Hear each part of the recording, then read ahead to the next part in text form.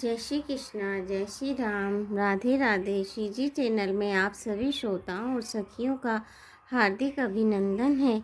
कल हमने जाना था कि धनुष को कोई भी राजा तोड़ नहीं पाता है, तोड़ना तो दूर उठा भी नहीं पाता है। लक्ष्मण जनक जी चिंतित होते हैं कि क्या मेरी सीता जी जनक दुलारी जी जो हैं वो कुंवारी ही रह जाएंगी, उन्हें कोई वर नहीं मिलेगा, मुझे ऐसा प्रण नहीं करना चाहिए। तब लक्ष्मण जी जो है बहुत क्रोधित होते हैं कि हमारे होते हुए ये सब जनक जी को नहीं कहना चाहिए, अभी सूर्यवंश के बालक यहाँ पर हैं। इस तरह की बातें वो करते हैं और राम जी उन्हें इशारे से बैठा देते हैं। आगे चलते हैं। राम बिलो के लोग सब चित्र लिखे से देखी, चितैसी कृपायतन जानी विकल विशेषी। श्री राम जी ने सब लोगों की ओर देखा और उन्हें चित्र में लिखे हुए से देखकर फिर कृपा धाम श्री राम जी ने सीता जी की ओर देखा और उन्हें विशेष व्याकुल जाना। उन्होंने जानकी जी को बहुत ही विकल देखा। उनका एक एक क्षण कल्प के समान बीत रहा था। यदि प्यासा आदमी पानी के बिना शरीर छोड़ दे तो उसके मर जाने पर अमृत का तालाब भी क्या करेगा।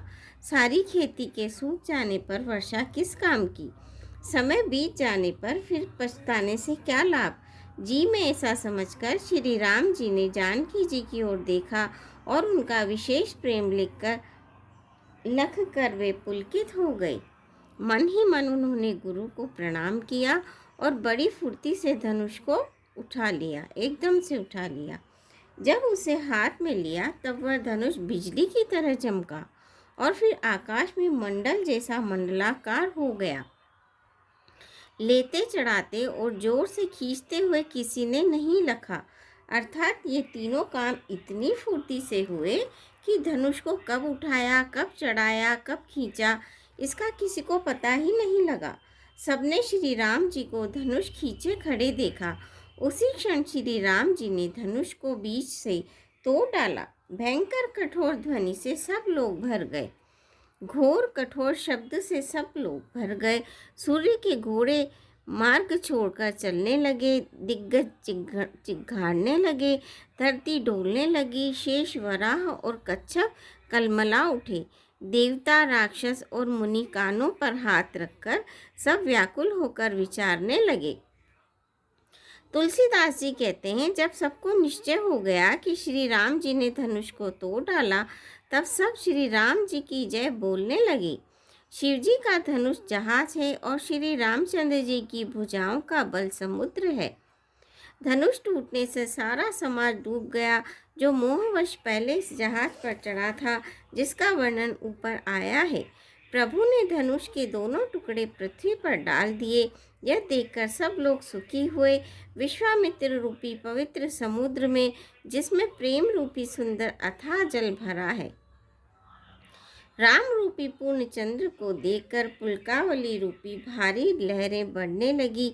आकाश में बड़े जोर से नगाड़े बजने लगे और देवांगनाएं गान करके नाचने लगी।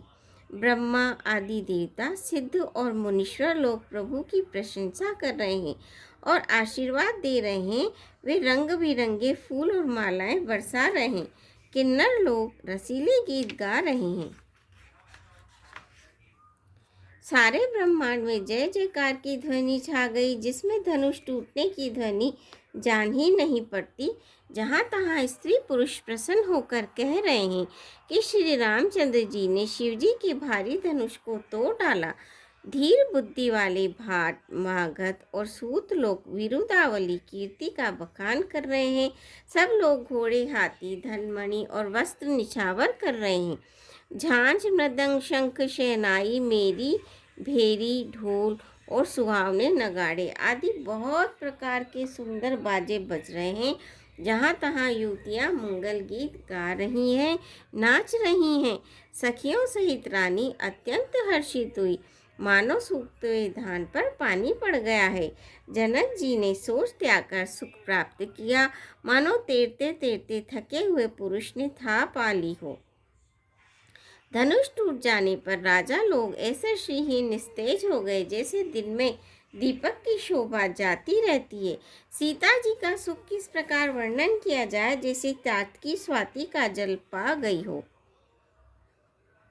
श्री राम जी को लक्ष्मण जी किस प्रकार देख रहे हैं, जैसे चंद्रमा को चकोर का बच्चा देख रहा हो। तब शतानंद जी ने आज्ञा दी और सीता जी ने श्री राम जी के पास गमन किया।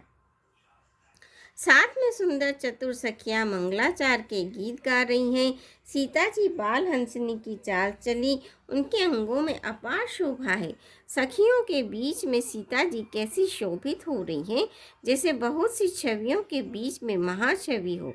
कर कमल में सुंदर जयमाला है, जिसमें विश्व विजय की शोभा छाई हुई है। सीता जी के शरीर में संकोच है, पर मन में परम उत्साह है। उनका यह गुप्त प्रेम किसी को जान नहीं पड़ रहा है।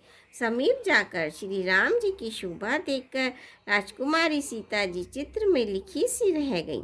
चतुर सखी ने यह दशा देखकर समझाकर कहा, सुहावनी जयमाला पहनाओ। यह सुनकर सीता जी ने दोनों हाथों से माला उठाई, पर प्रेम के विवश होने से पहनाई नहीं जाती। उस समय उनके हाथ ऐसे सुशोभित हो रहे हैं, मानो डंडियों से दो कमल चंद्रमा को डरते हुए जयमाला दे रहे हों। इस छवि को देखकर सखियां गाने लगी। तब सीता जी ने श्री राम जी के गले में जयमाला पहना दी।